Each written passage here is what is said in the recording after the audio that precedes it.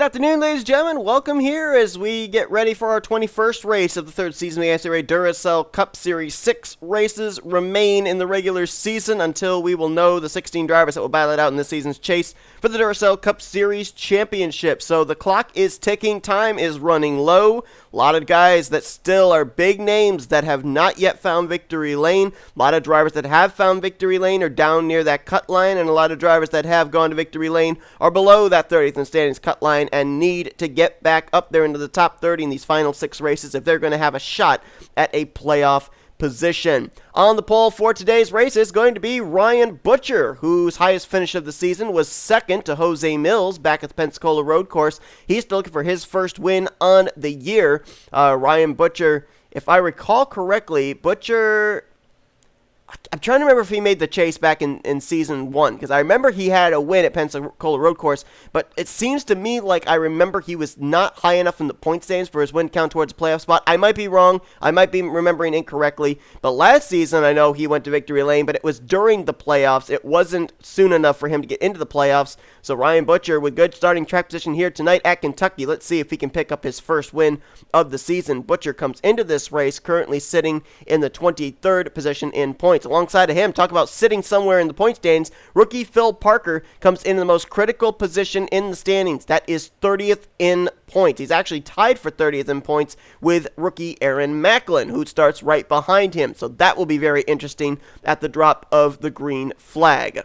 Coming into this race right now, you have 3 drivers that could be all but confirmed in the playoffs at this point. 3-time winner Dylan Young, who sits 6th overall in the standings. Austin LaPlante, who last week picked up his second win of the season at the first heat race of the Chili Bowl. He's currently 8th in the points, and it was an all Northeast Motorsports sweep last week at the Chili Bowl, as the second heat race was won by rookie teammate Jacob Thibodeaux. Thibodeaux comes into this race 22nd in points. Right now would be locked into a playoff position. Right now, Young, LaPlante, and Thibodeaux are the only multi-time winners on the season. Let's go down trackside, get those most famous words in motorsports.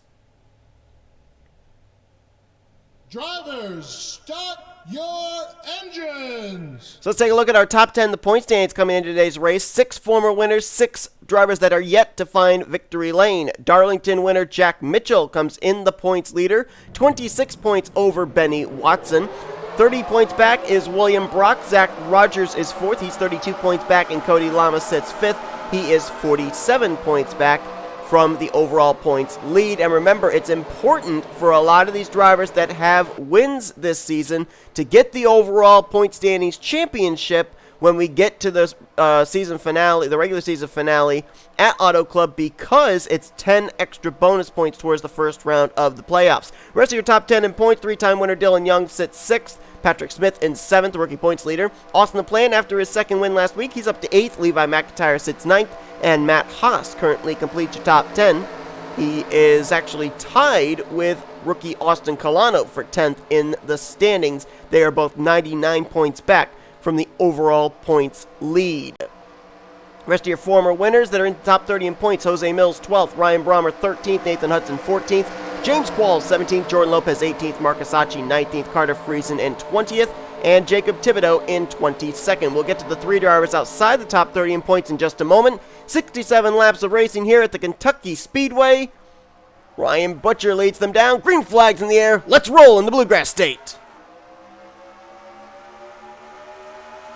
3 drivers outside the top 30 in points: Nathan Ormond, Bristol winner, 32nd in the standings. Carson Gum, Daytona winner, 35th. Charles Sandfer, our ISM winner, 37th. We'll get to their intervals of how far back they are from the top 30 in standings in just a moment. Little bit of an edit made to the track here as opposed to last season. The high line still is the stronger line, but the inside line can counter it just the least little bit. Should make for some good passing here for the race lead, and we're seeing some of it right there. Phil Parker crosses over from the top to the bottom to the inside of Ryan Butcher, and he will go to the top position, leading Aaron Macklin, the driver he is tied for 30th in the standings with, right with him. See the Allied Banking Chevrolet of Austin LaPlante back there on the inside 3 wide making moves. He'd love to join Dylan Young as a 3-time winner this season. As Parker holds top side there, he'll hold off Macklin for the moment, lead yet another lap. So the intervals for those three drivers I was talking about. N Ormond comes into this race 11 points back from 30th in the standings. Carson Gum, if my calculations are correct, is 21 points back. Charles Sandfer is 27 points back. Still, mathematically, those drivers have a shot to get up into the top 30 in the standings. They just need something good to happen, and they need something good to happen soon, as we nearly had a wreck there in turn 3. Jessica Shelton almost got into the right rear quarter panel. Jordan Lopez, we got a wreck in the back. That's Saatchi, Cole Baker, Benny Watson, and there was another, but I couldn't tell who it was. That's going to be a yellow, and I don't know if they took it or not. Apparently they did. Apparently the leader, Aaron Macklin, had not crossed the line before the yellow was displayed, so they will wait for the pace car to pick them up. I know Watson, Baker, they were involved. Also Marcus Saatchi, and there was a fourth driver up in the wall, and I couldn't tell who it was. The camera spanned off of him before I got a chance to tell. And there's your answer. It was Dylan Young. Well, Baker comes into this race 39th in points. Watson trying to take the points lead away from Jack Mitchell.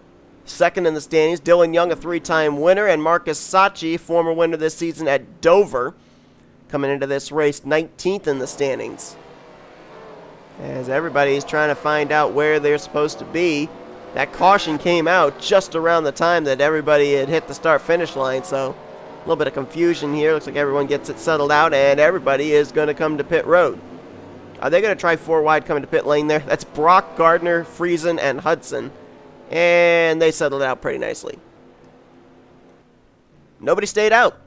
They all came to pit road. I don't think this puts them in the fuel window to be able to make it the rest of the way for sure. I think this is them just coming to pit road, taking the opportunity of pitting under caution rather than under green. And a little strategy being played out there by the rookie N Ormond. He's going to be the first one off of pit road. He might have gone with two tires, might have gone with fuel only.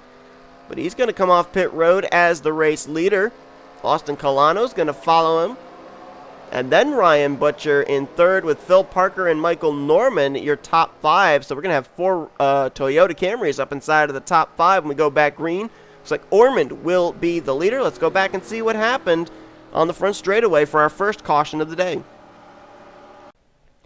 Well, it might be difficult to tell with this camera angle just how it starts. It's hard to tell if Watson came up or if Saatchi came down to his right rear quarter panel. Dylan Young and Cole Baker were on the outside of that four-wide battle, so they were just innocent victims. Watson got it pretty good there with the back of his Hearst Toyota. Saatchi's car, I think, took the biggest brunt of all of that. Cole Baker got some good front-end damage. Dylan Young, looks like his damage was mostly to the left and rear of his Wawa Ford Mustang. Looks like maybe a little bit of damage to the front as well. So that's what brings out the caution for the first time here today. Four drivers involved in a four-wide situation that went wrong off of turn 4. Let's go back now for the restart. Well, very early on in this one, and an early exit for Marcus Saatchi in the 21 car. Ignition is the reason he's out of this race, as he was caught up in that 4-car wreck there on the front straightaway. Now, he came into this race a former winner back at Dover, 19th in the point standings. I think the gap between him and 30th in the points was somewhere around 45 points, somewhere in that range. So he might be okay, at least for right now, but he needs to hope a lot of guys behind him don't have a good day, or else he's going to drop maybe 5-6 spots in the standings. So we got 39 of our 40 drivers still running and on the lead lap. N Ormond, after some pit strategy there, is going to be the race leader when we go back green over Kolano, Butcher, Parker, and Norman. Then it's James Qualls, Matt Haas, Cody Llamas, Charles Belding, and Patrick Smith. That is 8 Toyotas up in the top 10 for this restart. The only non-Toyotas are Parker and Belding.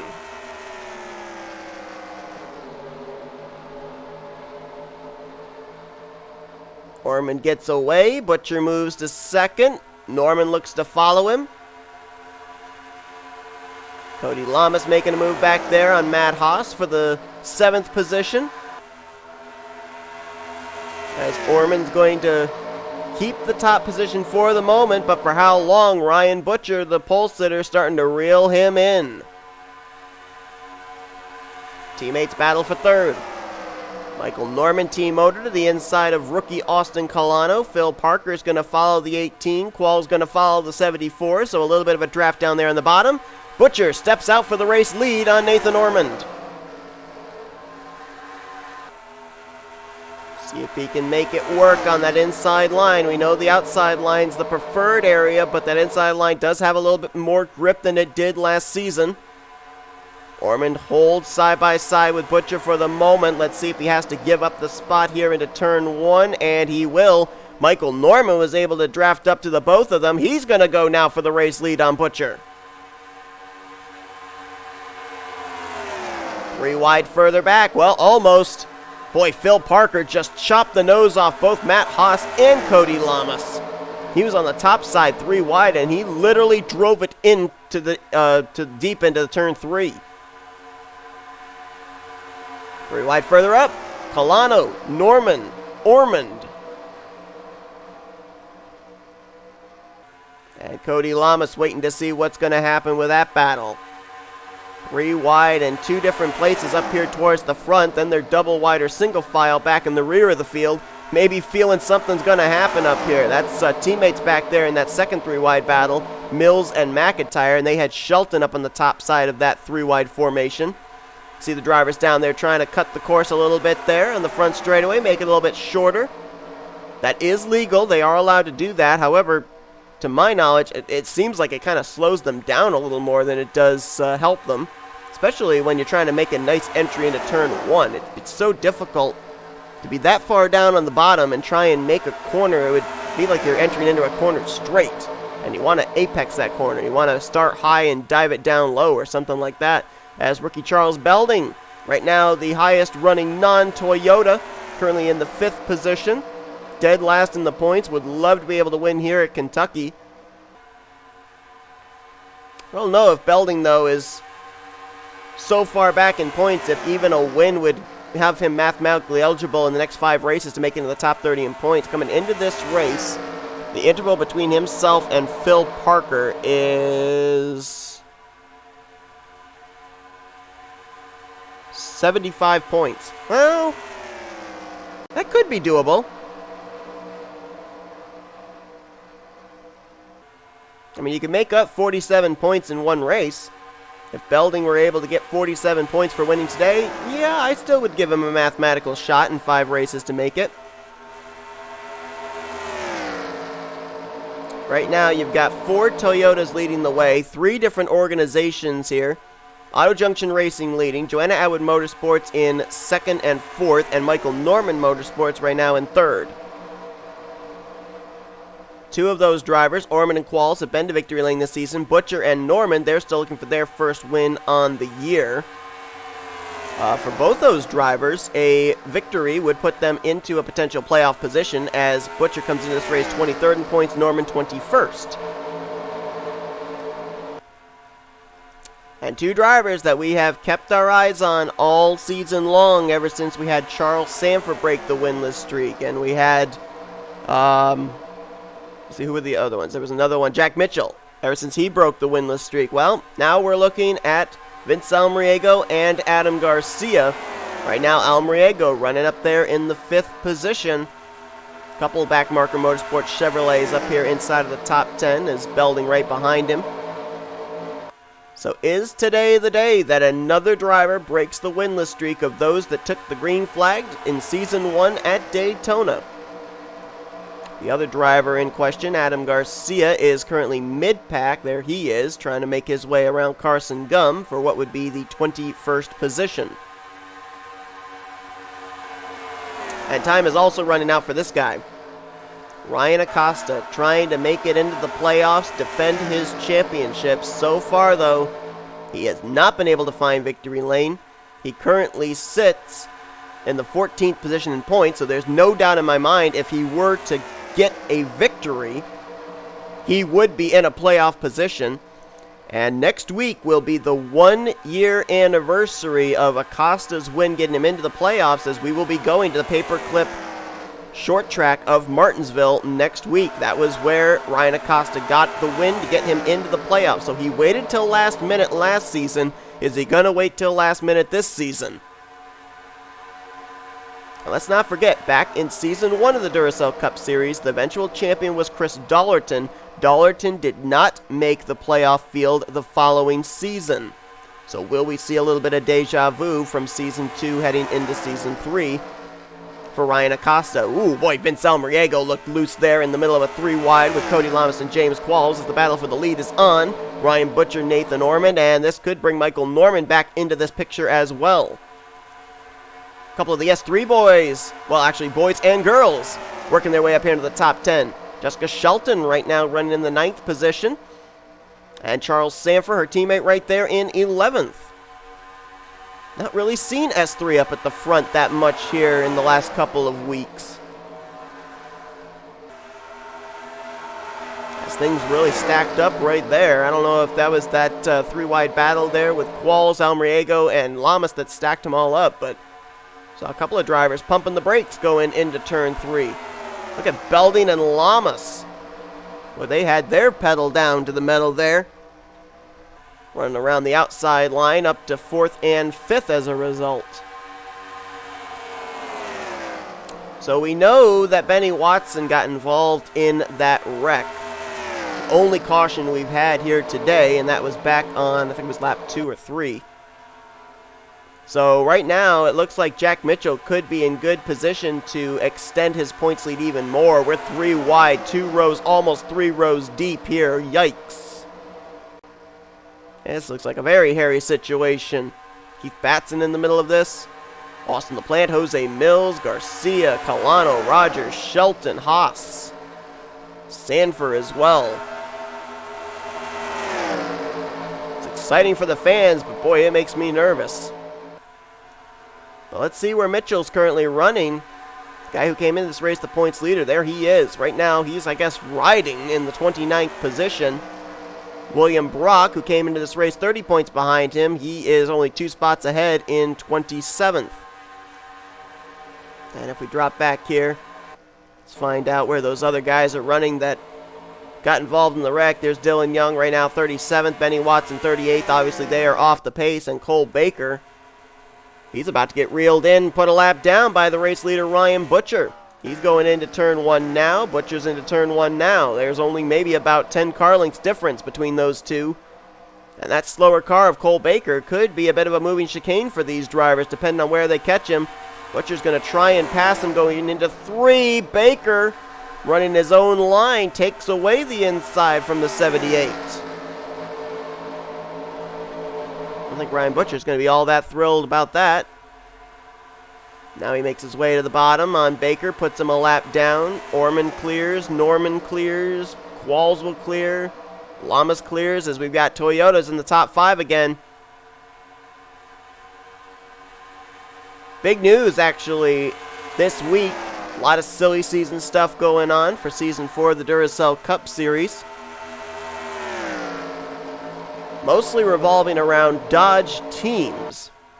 As Bulldog Motorsports have announced that Zach Rogers, Ryan Brommer, they're going to be returning back for Season 4, but there will be a 3rd ride.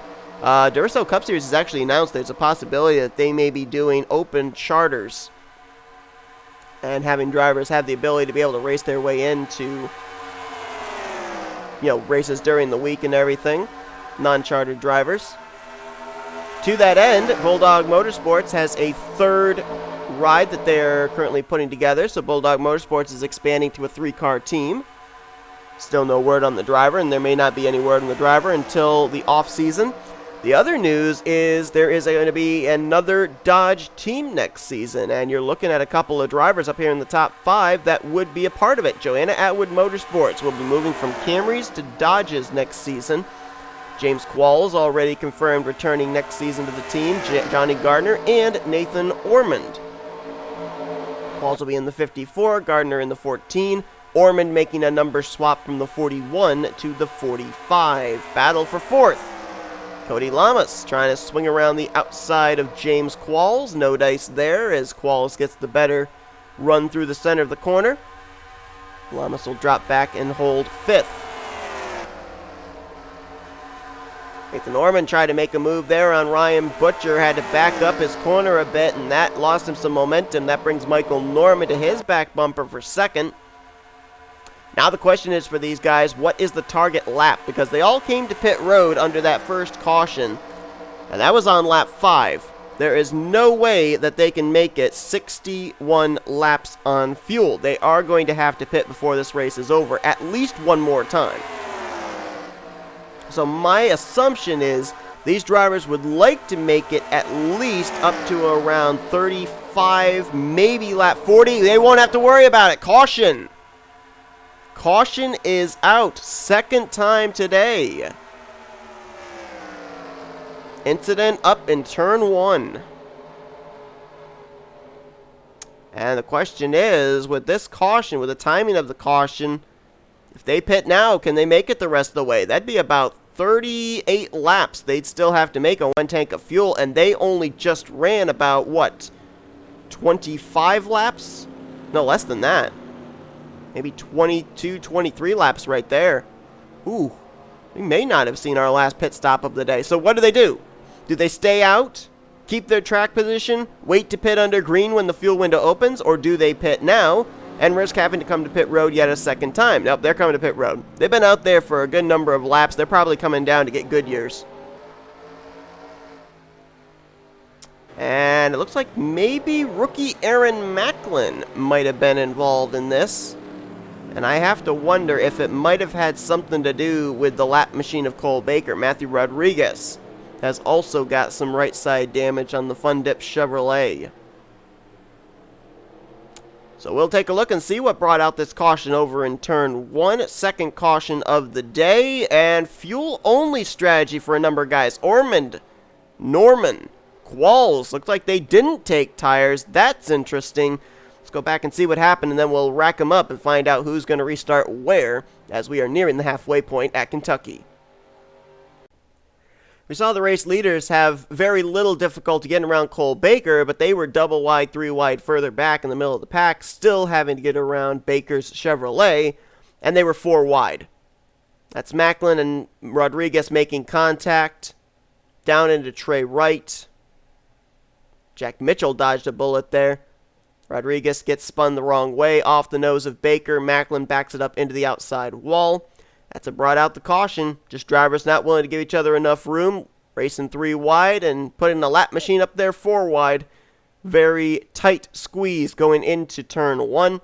That's our yellow flag for the second time here today at Kentucky, and could set us up for a very interesting scenario of if these drivers will be willing to try and stretch it the rest of the way on fuel.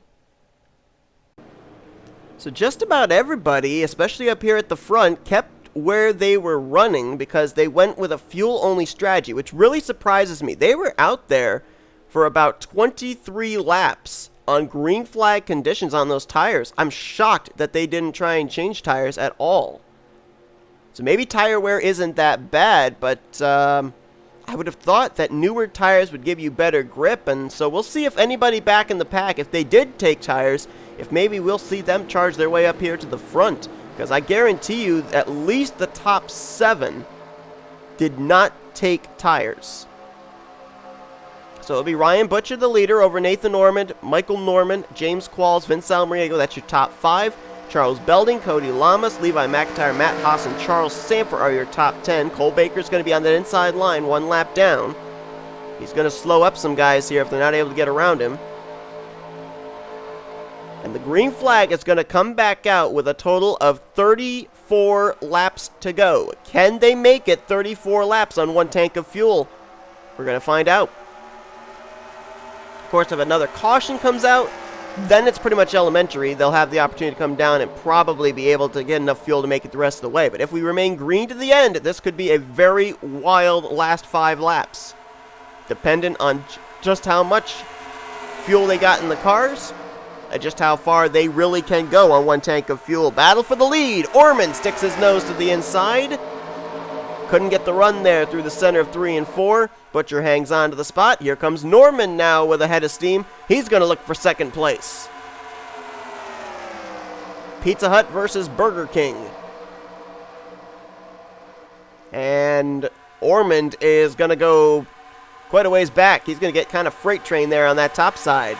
Loses second, third, fourth, now 5th as Qualls Hard to tell if he got on the brakes and that overcooked the right front, slid him up the track, or if he just got loose. As now Michael Norman takes a look to the inside on Ryan Butcher. Norman was in the playoffs last season, a two-time winner at 2 dirt tracks. So far this season, a goose egg in the win column. And he will take the top position here at Kentucky. James Qualls, Kentucky native, he wants to win here in front of his home crowd. He's going to try and take second away from Butcher. Tries to see if he has enough momentum to get to Norman's left rear quarter panel off 4. Not quite yet.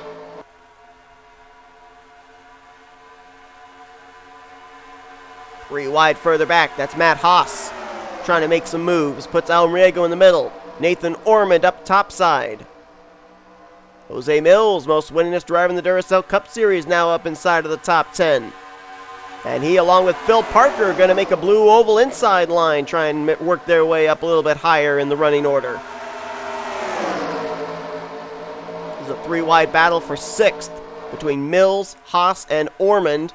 Outside line kicks in there for Ormond. He'll get around them. Now going to go to the outside of Charles Belding. That is for the 5th position. Almariego just got around Ryan Butcher. He moves up to 3rd. And now he's going to duck down to the inside, try and get a run on Qualls for 2nd. Qualls going to drive it in deep, block the 42's advances, as he's got his eyes out the windshield on Michael Norman for the race lead. Looks like everybody did a pretty good job getting around Cole Baker's 11. As Qualls dips to the inside, nothing Norman could do to block that. Qualls gets a nice run out of turn 2. He will clear, and he will go to the top position, trying to join Jacob Thibodeaux, Austin LaPlante, and Dylan Young as a multi-time winner this season. James Qualls has never won 2 races in a season. He had a win at Martinsville back in season 1. That was his only win of the year, and so far this season only 1 win. That was at Pukaca Road Course. Vince Almariego, though, trying to break the winless streak. Let me see if I can do some calculations in my head. Just how big of a winless streak does Almariego have coming into this race? Let's see, it's 92 races, if my calculations are right. 92 races that Vince Almariego has run. That's points races, by the way. That Almariego has run and not had a victory. Could a 92 race winless streak be snapped here tonight? Meanwhile, we look back here. I want to see if there's anybody that's maybe a late bloomer popping up here towards the front. And there's a couple of candidates. How about the rookie points leader, Patrick Smith? He's now up there in the 14th position. I think he actually just moved up to 11th. And there's some guys back here that still have a shot. Adam Garcia, Zach Rogers, Shelton, Thibodeaux's up here, Carson Gum. Ryan Acosta still has a chance. I mean, all these guys back here, Jesse Turner, still could work their way up here. And let's not forget, these drivers went back green with a total of 34 laps to go. We have not been able to fully gauge just how far these drivers can go on fuel. We don't know what the fuel window is. That caution coming out, that second caution, really took away our opportunity to know just how far they can go. So if they are somewhere maybe to 31, 32 laps that they can go on fuel, some of these guys could be anywhere from 1, 2, 3 laps short, and someone might be willing to roll the dice. We could see a classic fuel strategy race in the closing stages at Kentucky, if we remain green to the end. J Millz, oh my goodness. Don't look now, but he's got a fast race car, and he's going to go for 3rd on N Ormond. Already took a checkered flag at the Pensacola Road Course this season, comes into this race in the 12th position in points. He will be in the playoffs at this point, but he's trying to continue to add to his win total as Almariego ducks to the inside on Qualls. Qualls was able to hold pretty good there on the top side. This battle's going to carry down to 3. Then you got Millz and Ormond there, waiting to see which lane's going to open. Ormond way up top side. Millz holds the bottom with Almariego. Qualls not going to let Almariego have it yet. And Millz says, all right, I'll make it 3 wide here for the race lead. Nope, couldn't quite get to the inside of Almariego. It's still Qualls and Almariego for the top spot. And now we start to see, as the tires warm up again, that outside line starts to kick in a little bit better. Millz with a big run down the back straightaway, though. Can he get to the inside of the 42? He can. It's going to be 3 wide for the lead. Millz, Almariego, Qualls, Toyota, Chevy, Ford. Outside line prevails off of 4. Middle lane prevailed against the inside lane. It's now Almariego and Qualls again. Ormond dedicated to the top side there to try and help Qualls. Then they got another Toyota back there and Michael Norman trying to get that outside line train working. Looks like it is working. Qualls clears for the lead. Ormond clears for second. And now they're going to ditch Michael Norman. They drop down to the bottom and stick Norman on the top side of a 3-wide battle for third. Almost kind of like super speedway racing there. Tactics at 1.5 miles of Kentucky. So Qualls out in front. Ormond in second. Now, right now, Qualls is in line to get a playoff spot. Ormond, on the other hand, is trying to make it back in the top 30 in points. So if it comes down between these two, which one's going to want it more? I don't think there's any team orders of let this guy win. I mean, with where Ormond's right now, he would definitely, points-wise, move back into the top 30 in the standings. So I think right now it's just between these two of who wants their second win of the season more. The veteran or the rookie. And Michael Norman says, hey, I'll take the win for both of you. He's going to duck to the inside of Ormond for second. Says, hey, I remember when you guys ditched me on that outside line. And right now we've got the two drivers that have that 92 race winless streak. They are up here inside of the top 10 right now. Well, actually, one's just outside the top 10 and 11. You got Almariego up here and Adam Garcia right now in the 11th position. Both drivers trying to break their winless streaks of 92 races, as up front, Qualls checks out. Ormond checks into second. Michael Norman's trying to hold on to third place. He's got Vince Almariego, a big run there out of turn 2 on the top side. He's going to get alongside the 18. All of a sudden, Almariego's found a lane up there and found some momentum. Phil Parker's been up near the front most of the day. He's now in the 5th position. As Almariego tries to swing around Michael Norman for third place. He hasn't got him cleared yet, and I don't think he's going to have him cleared still. Ooh, that was hairy. I don't know what happened right there, but J Millz just checked up. They were almost 4 wide with Matt Haas, Ryan Butcher, and Phil Parker as a result. Going to be 17 laps to go next time by. These drivers are racing awfully aggressively right now, and it's hard to tell the reason why. Are they racing aggressively because we're nearing the closing stages? Are they racing aggressively to get themselves in the best position possible in case they run out of fuel? Best battle still at the front is for third. Almariego and Norman continue to fight. And there's some contact going on back here. Ryan Butcher just got forced up the track. He's now side by side with his rookie teammate Patrick Smith. Smith's going to clear him. Some of these guys look like they're checking up, and I'm wondering if they're trying to clutch in the corner. It's a hairy situation when you're in a 3-wide battle at 1.5 miles to try clutching, but some of these guys might be doing that, might be trying to save some fuel. I also wonder about some of these guys towards the back of the pack. I mean, I'm looking at maybe like someone like Austin LaPlante. He's running at the tail of mid-pack right now in that 48 car. He's already got 2 wins this season. Why not try and, save some fuel if we go green to the end? And maybe on fuel strategy, pick up your 3rd win on the season. Top 4 now, nose to tail, single file. As soon as I say that, Almariego ducks out of line on N Ormond for that spot. 2nd place, Phil Parker right there. Qualls trying to do all he can to kind of be the Dale Jr. of Kentucky, try and give momentum to both lanes, but not enough to be able to get up there and battling for the lead. Almariego clears for 2nd. Parker gonna clear for 3rd, and look at this, Matt Haas, J Millz, and Patrick Smith had a lot of momentum. They're gonna close up, and again, N Ormond up on the top side getting freight trained. The one thing I'd be worried about if I'm James Qualls, if there is a fuel situation, he's out in front, he can't save.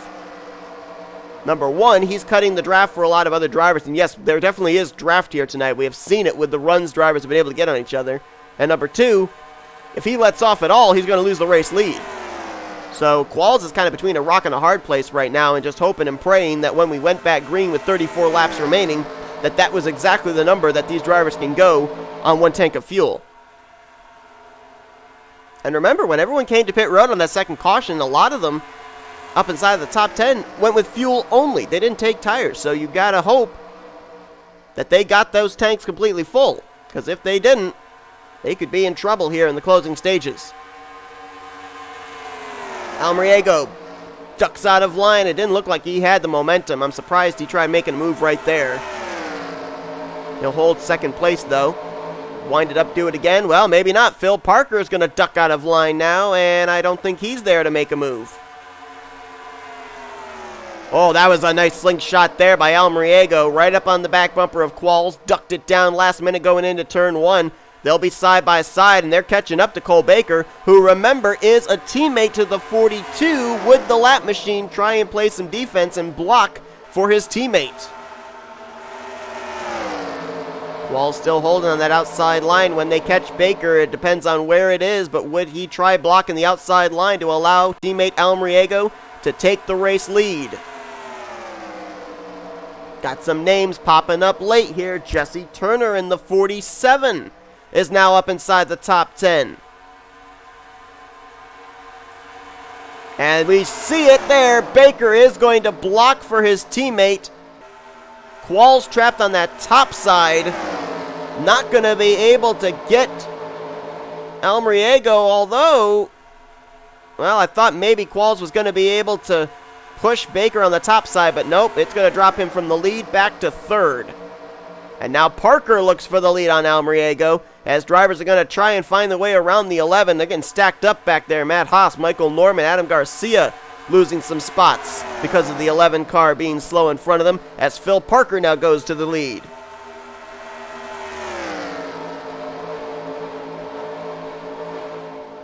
Heading to the stripe, 8 laps to go. Who's got the fuel to make it? Do they all have the fuel to make it? Am I just trying to put together a storyline that isn't even there? But it's hard not to speculate when we don't really know what the fuel window is for these guys. Almariego now looks to the inside on Phil Parker. Parker trying to join Thibodeaux, Nathan Hudson, and I forgot who the third rookie was. There was another rookie that went to victory lane, and for some reason I can't pull it in. Nathan Ormond, he's trying to join those three as a rookie winner this season. Remember, Phil Parker was a winner on a fuel strategy race last year in the Pedigree Xfinity Series. So, fuel strategy race. Uh-oh, I think we got someone pitting. I think Qualls is pitting, along with Almariego and Ryan Butcher. Ryan Brommer is in, as well as Kyle Mathews. Oh, someone missed pit road. That was Trey Wright in the 28. That's going to be a penalty. Keith Batson, Jordan Lopez also came in, along with Matthew Rodriguez and Benny Watson. So the pit stops are actually taking place earlier than I thought, with about 8 laps to go. So now it is the money stop. Which team's going to get it done? Got some others hitting pit road, including the leader, Phil Parker. Ormond's in. Turner's in. Patrick Smith, a late charge there into pit road. Little contact there. Charles Sanford and Jack Mitchell. Jessica Shelton might have missed the commitment cone. Turns the race lead now over to Matt Haas in the 8. He stayed out. Garcia stayed out. Kolano stayed out. Belding, LaPlante. I believe those 5 are the last 5 to hit pit lane to complete the cycle of pit stops, which are taking place within the 10 lap to go range. Haas now to pit road. Garcia, Kolano are in. Belding is in. LaPlante is in. So now who cycles around to the lead? You're looking maybe at the battle for the lead here. Almariego and Qualls. Ryan Butcher quite a ways back. It might be these two guys right here, the 42 and the 54, to settle this out. They're now going to come around some of the drivers that pitted earlier. Phil Parker, remember, pitted from the lead of his group. Nathan Norman, Jesse Turner right there as well. Let's see, is Almariego going to be able to get around with that momentum and take the lead away from Phil Parker? About 5 drivers up here in this lead group, and these could be the guys to settle this out. It's going to be between Ormond and Parker there at the line. Qualls ducks it down 3 wide, now backs out. And where is the 8 of Matt Haas? Where does he come into all of this? There they are. Oh, these guys got out ahead. LaPlante got out ahead. Belding got out ahead. So did Adam Garcia. Matt Haas is going to be the race leader. Look at the strategy for the 8 team. Matt Haas is the leader of this race, came to pit road with the last group, and he emerges the top driver with 4 laps to go. Kolano is second. Garcia third, Belding fourth, LaPlante fifth. This group here, I don't know if they've got enough time to reel in the top 2. It may come down between Haas and Kolano for this win. Interval last time by from Haas back to LaPlante was 3.2 seconds. Let's see what the gap is this time as we got 3 laps to go. Is there enough time for a group to run them down? Now it's 2.7. I don't know if they're going to be able to run them down. If they get side by side, maybe, but look at the gap they've got, even back to third place Garcia. So now the question is, Kolano, is he in the catbird seat? Can he make a move on Matt Haas? Or has Matt Haas got this win in the bag? What a strategy call there for staying out, and that's actually going to pay dividends for a number of drivers. Haas, Kolano, Garcia, Belding, and LaPlante. They were the 5 that stayed out the longest, and it looks like they may get top 10 finishes as a result. Trying to remember where Matt Haas's victory was last season. I want to say it was at the Chicago Motor Speedway. 1 win so far in the Duracell Cup Series, comes into this race 10th in points, so it's been a very consistent year for this 8 car. But now trying to cap it off with a checkered flag. You'll see the white flag this time by. 1 lap to go at Kentucky, and Kolano is there. This race did indeed come down to pit strategy. It came down to green flag pit stops. And Matt Haas, out of Haas Racing, a single car entry, trying to make his car as wide as he can. Kolano's going to have to make a desperate vestige here into turns 3 and 4, but I don't think he's got enough momentum. Off turn 4, Matt Haas is going to take his second checkered flag of his career, first of the season. He wins here tonight at the Kentucky Speedway. And that victory could very well have just secured Matt Haas a spot in this season's Duracell Cup Series playoffs.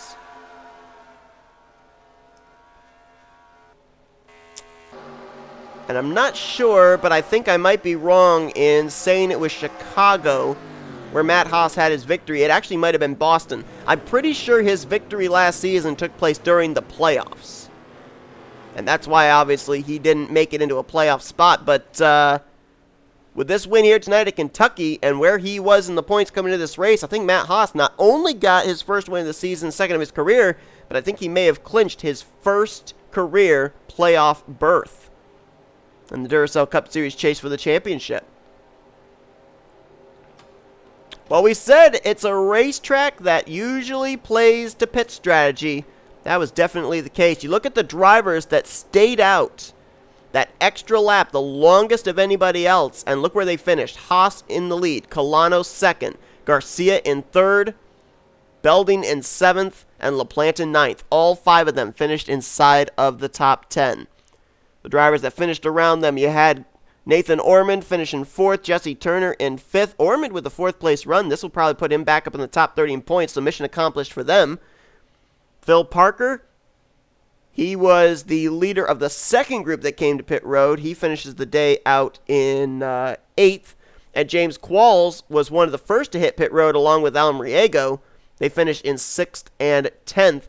But for Qualls, obviously, would have loved to get a second win, but this will move him even higher in the points as he looks to make it back into a playoff spot. Ryan Butcher, the pole sitter, going to finish the day out in 11th. His teammate right behind him, Patrick Smith, in 12th. Kyle Mathews was 13th. Ryan Brommer, 14th. Jose Millz, 15th. And the rest of the top 20, Michael Norman, Keith Batson, Carson Gum, Cody Llamas, and Ryan Acosta. Look on down through the remainder of the finishing results here, and I was correct. Both T Wright and Jessica Shelton both missed the commitment line, the commitment cone. So they had to serve, I think, a 30-second penalty. They both finished a lap down as a result in 37th and 38th. Cole Baker was 2 laps down after getting involved in an early wreck. He finished 39th. And Mark Saatchi was the only driver to finish out of the race. He finishes dead last in the 40th position. Jacob Thibodeaux, a driver that had just recently worked his way back up in the top 30 in points, finished in 25th. Carter Friesen there in 31st. So I'm seeing a couple of former winners not with the best of runs here today. It'll be interesting to see where they're going to be positioned points-wise heading into next week. But if you think tonight's race was wild, my goodness, you are going to want to tune into next week, because next week could definitely be a bit of a wild card race into who is going to make it into the playoffs. Next week, it is the paperclip short track of Martinsville Speedway, which was the place 1 year ago where the eventual champion, R Acosta, picked up his first win of the season. So, could lightning strike again? Could we end up seeing whoever wins Martinsville next week go on to be the champion this season? The odds are definitely not in favor of that, but then again, stranger things have happened here in NR 2003 offline racing. But congratulations to Matt Haas, as it looks like he will be one of the 16 drivers battling out for the championship this season, his first win of the year, and possibly a playoff position locked up with that checkered flag. If you guys enjoyed today's race from Kentucky, be sure to give us a like, subscribe, and become part of the crew today. We have shown you full feature results. These are what your points days look like heading into next week at the Martinsville Speedway. Until then, I've been Seth Cole. You've been watching a production of the NNSCRA, offline racing at its best.